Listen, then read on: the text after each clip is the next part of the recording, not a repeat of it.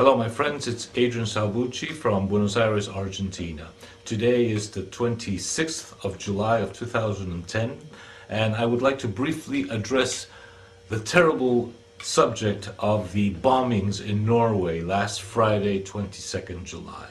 Now the reason why I want to do this is because, as we all know, there was a horrific double bombing of government offices in central Oslo, and then only 2 hours later there was a mass shooting at a youth rally in Utøya Island.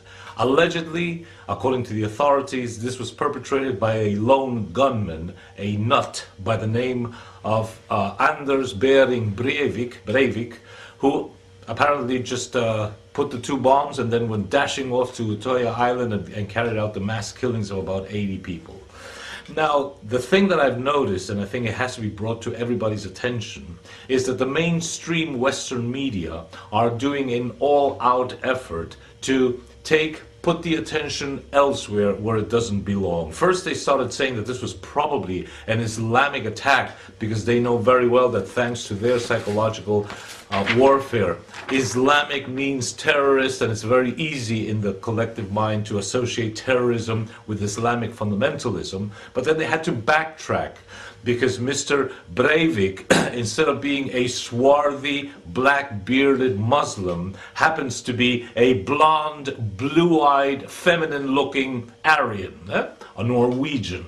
So they had to very quickly change the whole thing around, and they now say that it is an ultra-right-wing ideologue, that he's a Muslim hater, and that he is with the ultra-right, and that the whole world has to be careful about the ultra-right. There may be truth in that, but that definitely is not the truth, because the truth of the matter is that the Labour Party youth meeting that was taking place on Utøya Island last Friday, 22nd of July, basically had as one of its key points the objective of promoting a boycott of Israel on account of the genocidal policies that Israel is perpetrating against its vanquished and invaded people, the Palestinians, in their own territory. Now, Foreign Minister Jonas Gahr Støre is already on record many times as saying that Norway believes that it is perfectly legitimate for the Palestinian president to ask the UN to recognize Palestine,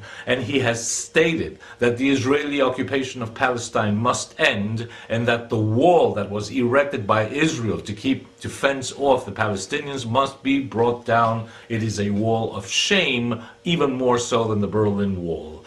On the other hand, the Labour Party lawmaker Anders Mathiesen even went so far as to dare to question not the persecution of Jews during the Second World War by Germany, but the numbers involved, that horrendous 6 million figure, which, as John Mearsheimer and Stephen Wolf have clearly said, is one of the many, many points that helps to rally sympathies for the State of Israel from the United States and other Western powers. And even such a writer as Norman Finkelstein in the Holocaust industry goes so far as to also question the way this is used so illegitimately by Zionists to generate sympathies and full unconditional support for the State of Israel.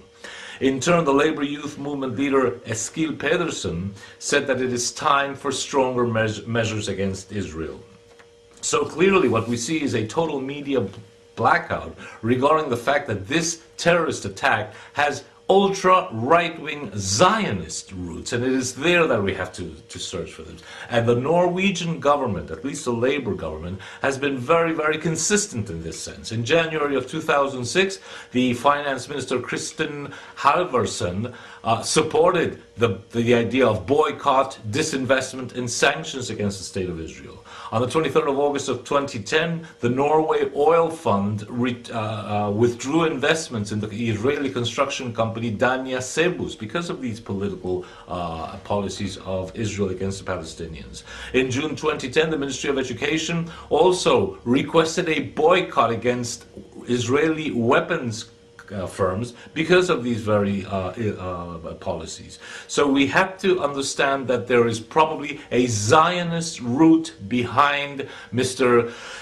Anders Behring Breivik's attacks of last Friday. And Zionist has very, very extensive, even historical roots. Let's not forget that Baruch Goldstein, who was an ultra-Orthodox Zionist fundamentalist who served in the Israeli Defense Forces, is the same guy who on 25th February 1994 machine-gunned the people who were praying the Ibrahim Mosque in Hebron. He is now considered a martyr. His tomb, because he was killed in that incident, his tomb is considered a place of pilgrimage by ultra-right-wing fundamentalist terrorist Israelis. Let's not also forget that the idea of bombing, of placing bombs in public buildings, probably the first case in modern history, took place on the 22nd of July 1946 when the Irgun Zwei Leumi, one of the Zionist terrorist groups, put a bomb in the King David Hotel where the British mandate kept its military headquarters, and killed 91 people. The guy who led that episode was one Menachem Begin, who was later to become Prime Minister of the State of Israel. I cite these two examples so that we fully understand that just as there is Islamic terrorism, there is also ultra-right-wing Zionist terrorism, with the added difference that Zionist terrorists have the world media in their favor. They have the likes of the Rupert Murdochs in their favor. And I think we've discovered, as we just did in the case of Rupert Murdoch, that these people are born systematic liars.